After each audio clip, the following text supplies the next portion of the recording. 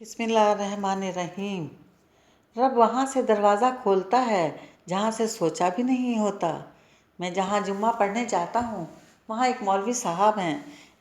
اب جو مولوی صاحب ہوتے ہیں ان کی اپنی ایک سوچ ہوتی ہے، انہیں سمجھنے کے لیے کسی اور طرح سے دیکھنا پڑتا ہے، اور جب آپ ان کی سوچ سمجھ جائیں تو پھر آپ کو ان سے علم ملنے لگتا ہے۔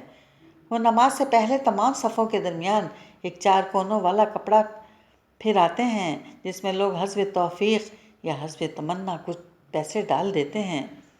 اس مرتبہ بڑی عید سے پہلے جو جمعہ تھا اس میں بھی وہ 4 خانوں والا کپڑا پھرایا گیا، اور جو اعلان کیا وہ سن کر میں حیران رہ گیا۔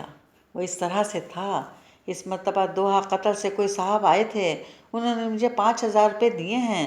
میں نے وہ پیسے 2-3 دن رکھے اور پھر ان پیسوں کو 50 اور 100 کے نوٹوں میں تبدیل کروایا، جنہیں اب میں یہاں لے آیا ہوں، جو اس 4 خانے والے کپڑوں میں ہیں۔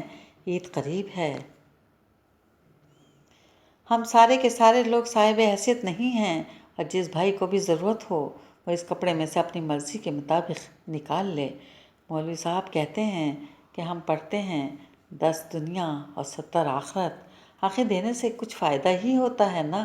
شاید وہ ٹیسٹ کرنا چاہتے تھے کہ یہ بات جو لکھی ہوئی ہے واقعی درست ہے یا ایسے ہی چلتی چلی آ رہی ہے۔ میں نے دیکھا کہ اس کپڑے میں سے کچھ لوگوں نے روپے لیے، ایک نے 50 کا نوٹ لیا اور ایک شخص نے 100 کا نوٹ لیا۔ کچھ ڈالنے والوں نے اپنی طرف سے بھی اس کپڑے میں نوٹ ڈالے۔